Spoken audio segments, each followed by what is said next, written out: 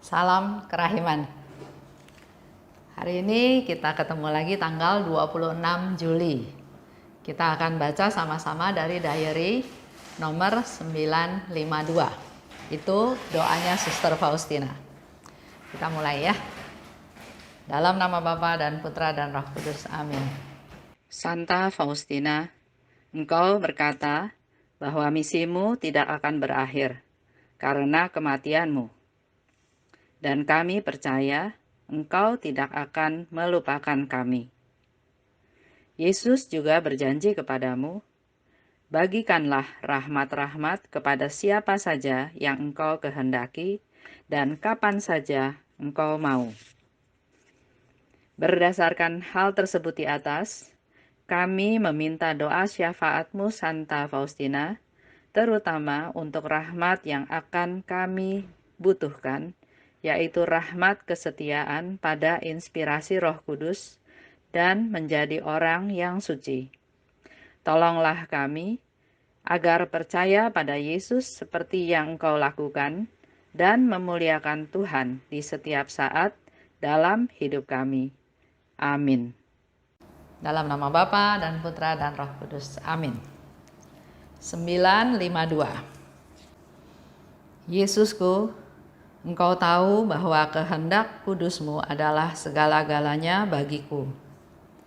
Tidaklah menjadi masalah bagiku apa yang Engkau lakukan terhadapku. Begitu Engkau menyuruh aku untuk mulai bekerja, aku pun memulainya dengan tenang meskipun aku tahu bahwa aku tidak mampu untuk melaksanakannya. Ketika lewat wakil-wakilmu, Engkau menyuruh aku menunggu, maka aku menunggu dengan sabar. Engkau memenuhi jiwaku dengan antusiasme, tetapi Engkau tidak menciptakan kemungkinan bagiku untuk bertindak. Engkau menarik aku kepada diri-Mu sendiri di surga, tetapi Engkau membiarkan aku tetap tinggal di bumi ini. Ke dalam jiwaku, Engkau mencurahkan kerinduan yang amat besar terhadap diri-Mu sendiri. Tetapi Engkau menyembunyikan diri dariku. Aku sekarat karena ingin dipersatukan dengan-Mu selama-lamanya. Tetapi Engkau tidak membiarkan kematian menghampiri aku. Oh kehendak Allah, Engkaulah makanan dan kesukaan jiwaku. Ketika aku menyerahkan diri kepada kehendak kudus Allahku, suatu damai yang luar biasa membanjiri jiwaku. Oh Yesusku, Engkau tidak memberi aku ganjaran karena mengamalkan karya yang berhasil, tetapi karena sudah menunjukkan kehendak yang baik dan kerja yang keras. Oleh karena itu, aku sungguh-sungguh merasakan damai, juga kalau usaha-usaha dan kerja kerasku digagalkan atau tidak pernah diwujudkan. Asalkan aku sudah melaksanakan segala sesuatu yang ada dalam kekuasaanku, sisanya bukanlah urusanku. Dan karena itu, badai terbesar pun tidak mengacaukan lubuk damaiku. Kehendak Allah bersemayam di dalam hati nuraniku. Itu nomor 952. Doanya Suster Faustina ya. Kehendak kudus-Mu adalah segala-galanya bagiku. Jadi yang jadi prioritasnya Suster Faustina adalah kehendak kudusnya Tuhan, bukan maunya saya, bukan saya maunya A, saya maunya B, saya maunya C, enggak. Di sini prioritas utama daripada Suster Faustina adalah kehendak-Mu Tuhan. Begitu Engkau menyuruh aku untuk bekerja, aku pun memulainya dengan tenang. Jadi kalau Tuhan suruh kita bekerja, kita kerjain aja. Jangan komplain, jangan ngeluh, jangan bilang nggak bisa. Contoh, kalau kita dikasih tugas di paroki, jadi ketua lingkungan ya, jadi komisariat, jadi ketua wilayah, jadi pewarta. Banyak kesempatan, banyak tawaran, tapi seringnya kita menolak. Jangan saya belum bisa, saya belum sanggup, saya masih sibuk. Itu yang biasanya kita lakukan. Meskipun aku tahu, aku tidak mampu untuk melaksanakannya. Katanya Suster Faustina ya, kalau Tuhan kasih saya tugas, saya siap melaksanakan. Walaupun saya tahu saya belum tentu bisa melaksanakannya. Sama seperti jadi pewarta, jadi lektor, jadi prodiakon, jadi ketua lingkungan. Saya belum tentu bisa melaksanakannya, tapi iya saya mau. Kita awali dengan sesuatu yang baik dulu ya. Saya mau. Saya sering bilang gini sama teman-teman. Bu, saya disuruh mazmur. Padahal kan suara saya nggak bagus, saya nggak bisa. Terus saya kasih dia ketenangan. Tenang, kalau kamu disuruh bermazmur artinya suara kamu oke. Artinya di mata orang lain kamu oke. Seandainya salah pun bukan salah kamu, salah yang suruh. Jadi jalanin aja dulu. Oke, lanjut ya. Engkau menyuruh aku menunggu, maka aku menunggu dengan sabar. Suster Faustina ajarin kita juga. Kalau Yesus suruh kita menunggu, ya sudah tunggu. Tunggu dengan sabar. Sering dalam doa ya kita ingin doa kita langsung dijawab. Kita ingin doa Tuhan mendengarkan doa kita dan kita langsung ingin dapat jawaban. Tapi hari ini Suster Faustina mengajar kita bahwa Engkau menyuruh aku menunggu, maka aku menunggu dengan sabar. Kita belajar ya. Contohnya seperti yang Suster Faustina tanya. Tuhan, siapa yang harus saya doakan? Tuhan Yesus nggak langsung bilang doa buat si A, B, C. Enggak. Yesus bilang tunggu. Besok aku kasih tahu. Begitu pula dengan doa-doa kita. Kita mungkin sering bertanya kepada Tuhan, kita sering mohon pada Tuhan. Kalau kita punya kepekaan, Tuhan sudah menjawab, besok.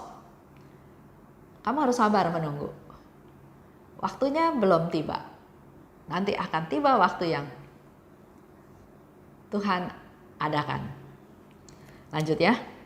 Engkau memenuhi jiwaku dengan antusiasme.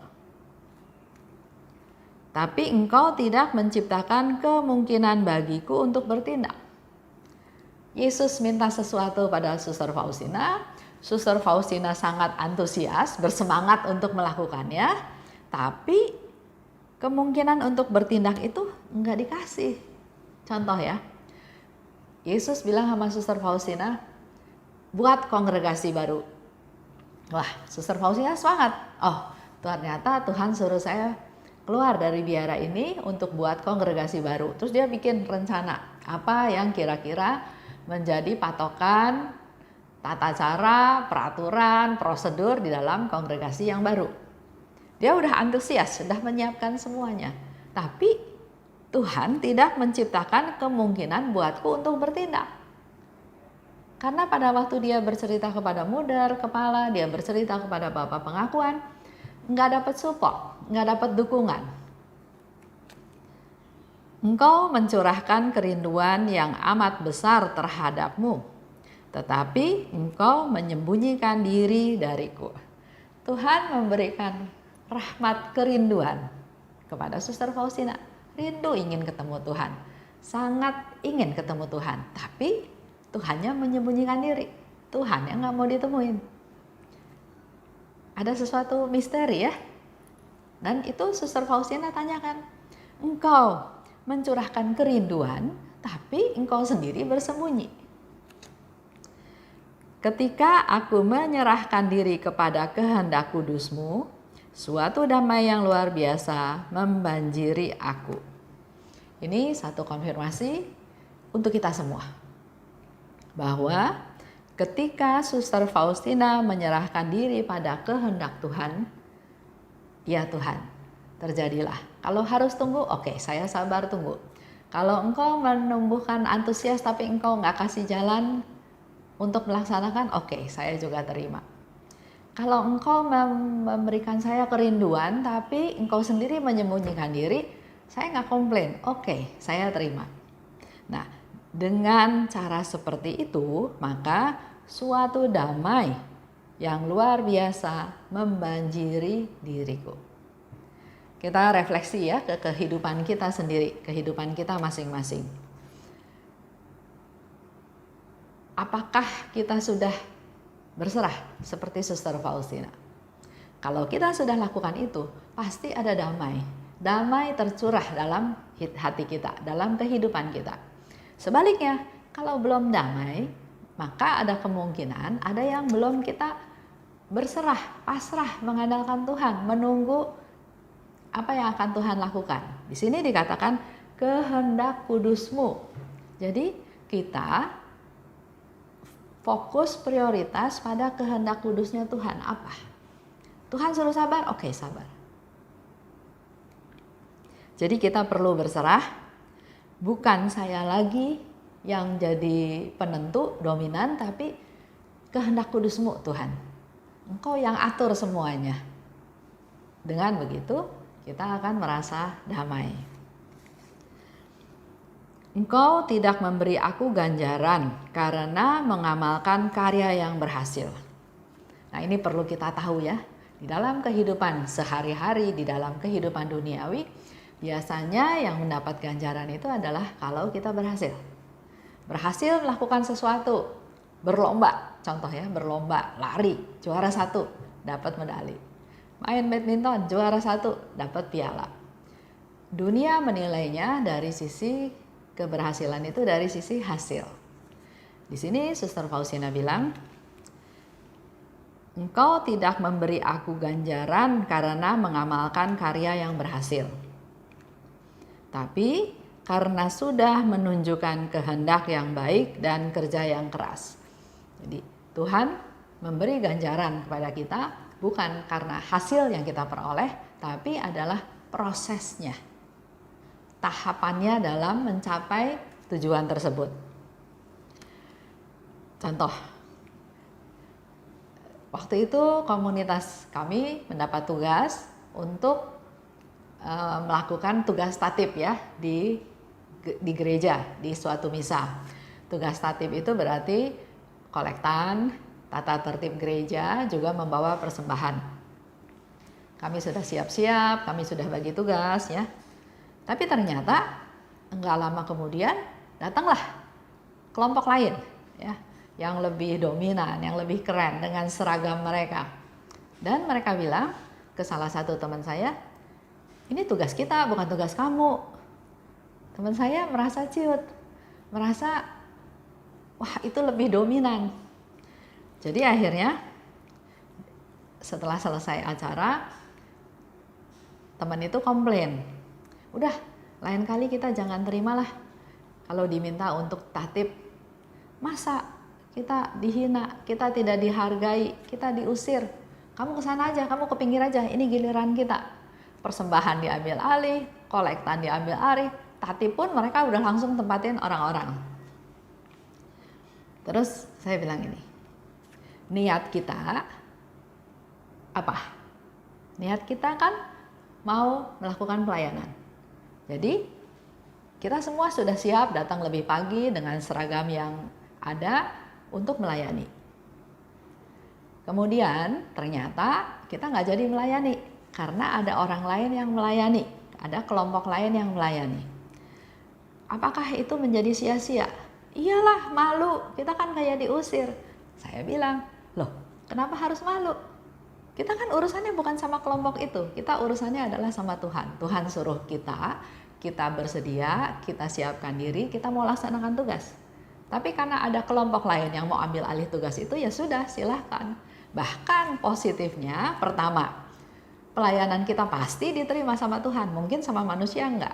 Tapi Tuhan melihat apa yang sudah kita siapkan, apa yang kita mau lakukan. Yang kedua, karena kita nggak usah melayani, maka kita bisa mengikuti perayaan Ekaristi dengan husuk dari awal sampai akhir. Dengan begitu, kita tetap merasa damai.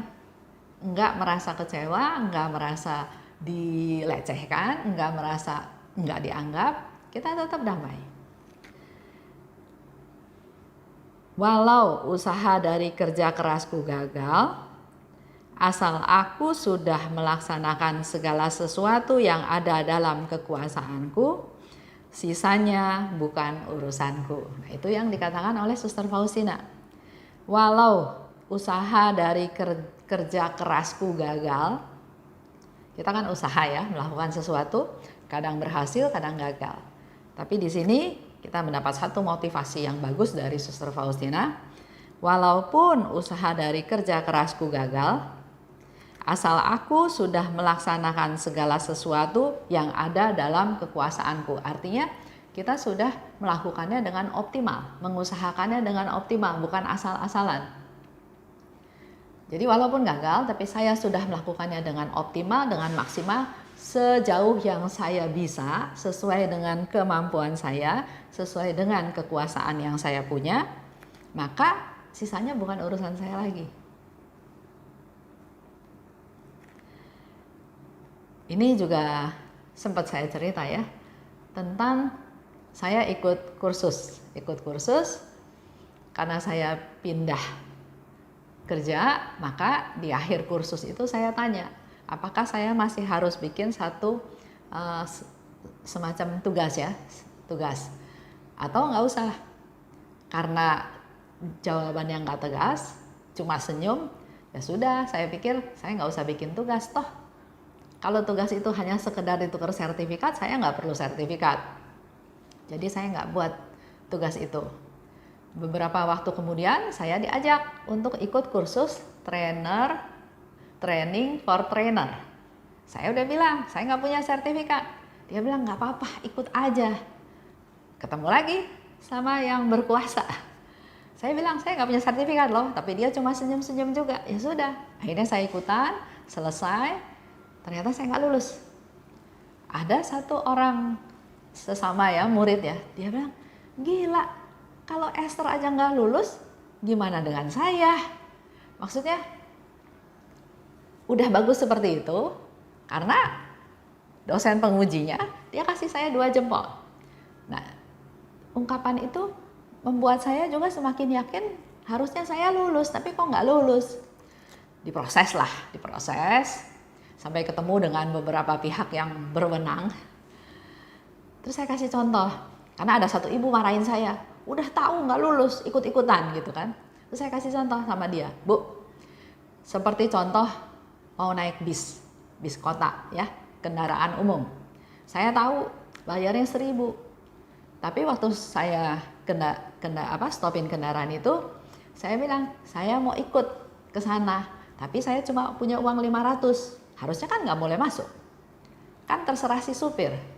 Dia mau kasih saya izin masuk atau nggak masuk terserah supir. Tapi pada waktu dia bilang, iya Bu, masuk aja, 500 juga saya terima. Saya di dalam kendaraan umum itu punya hak yang sama yang lain. Saya punya hak untuk duduk, karena si supir nggak bilang bahwa, oke, 500 tapi kamu nggak boleh duduk karena bayarnya 500. Enggak, saya cuma bilang, saya cuma punya uangnya 500. Boleh nggak saya naik? Supir itu bilang boleh, ya saya punya hak yang sama dengan yang ada di dalam kendaraan umum itu. Itu saya jelasin ke ibu itu yang marah-marah. Jadi saya bilang, bukan salah saya loh. Pertama saya udah bilang saya nggak ada sertifikat. Kedua saya bilang lagi bahwa saya nggak ada sertifikat. Tapi kalian tetap terima saya, terima uang kursus saya. Terus tiba-tiba udah selesai kursus, saya dibikin nggak lulus dan terus dimarahin. Kenapa daftar? Kenapa ikut? Yaitu cerita masa lalu ya. Tapi ternyata melalui peristiwa itu, kalau saya flashback, Tuhan memang mendidik saya dengan cara seperti itu. Saya dibikin gagal, saya dibikin jatuh, ya ada dipermalukan juga ya, karena nggak lulus loh katanya gitu ya. Udah gitu berjuang, menanyakan ketidaklulusan juga nggak dianggap, tetap tidak lulus ya. Tapi itulah tahap-tahap yang Tuhan mau untuk saya bertumbuh. Oke, lanjut. Suster Faustina katakan lagi, badai terbesar pun tidak mengacaukan damaiku. Jadi ada badai apapun, sama seperti yang saya alami, ada kegagalan, ada penolakan, ada penghinaan ya kali ya, karena saya dimarahin kenapa daftar gitu ya. Tapi saya tetap merasa Oke, kalau ini memang harus saya terima atau harus saya hadapi atau Tuhan izinkan ini terjadi, oke, saya tetap maju. Saya nggak lulus di kursus kalian juga ya sudah. Tapi saya punya bekal, saya punya tekad, saya punya motivasi. Badai terbesar pun tidak mengacaukan damaiku, karena kehendak Allah bersemayam dalam hati nuraniku. Saya tetap masih punya Tuhan. Nggak diakui sama orang-orang itu ya sudah, tapi sama penguji saya diakui kok, saya dikasih 2 jempol. Itulah sedikit pengalaman masa lalu. Oke, kita masuk ke apa sih tugas kita? Coba kita gali lagi, apa prioritas hidup saya? Apa prioritas hidupku? Kalau Suster Faustina katakan, kehendakmu lah prioritas hidupku. Sekarang kalau dapat tawaran pekerjaan pelayanan dari paroki, jangan tolak. Iya, seperti Suster Faustina bilang, saya terima walaupun saya tahu saya nggak bisa lakukan. Ya, jangan tolak. Kita perlu juga latihan sabar. Melalui kejadian sehari-hari, kita juga sebetulnya diproses kesabaran. Untuk menjadi lebih sabar, udah sabar, lebih sabar lagi, lebih sabar lagi. Kita perlu peka juga ya, dengar suara Tuhan. Apa yang Tuhan kehendaki. Dan yang terpenting dari semuanya itu, kita perlu minta damai. Karena bisa aja ya, kita melakukan sesuatu, kita pikir itu betul, tapi nggak ada damai. Nah itu kalau saya evaluasi lagi. Kemungkinan saya salah, karena kok saya nggak ada damai. Tapi sebaliknya, kalau saya melakukan sesuatu dan tapi ternyata gagal, tapi ada damai, saya merasa ya memang itu harus saya alami. Baik, itu aja untuk hari ini. Kita tutup dengan doa penutup. Dalam nama Bapa dan Putra dan Roh Kudus, amin. Allah Bapa yang Maha Baik, terima kasih atas belas kasih-Mu, atas rahmat-Mu, atas pengajaran yang boleh kami dapat melalui Suster Faustina. Jamahlah kami Tuhan, agar kami juga punya prioritas dalam hidup kami ini, untuk melaksanakan kehendak-Mu. Kami juga mohon rahmat-Mu Tuhan, dalam kehidupan kami sehari-hari. Berilah kami selalu rahmat damai-Mu Tuhan, dimanapun kami berada. Dalam permasalahan apapun, dalam kegiatan apapun, dalam pelayanan apapun, ada keberhasilan, ada kegagalan, tapi kami selalu mohon damai daripada-Mu Tuhan. Dan beranikan kami juga Tuhan, agar kami mau menjadi pelayan-pelayan-Mu, khususnya di paroki kami masing-masing.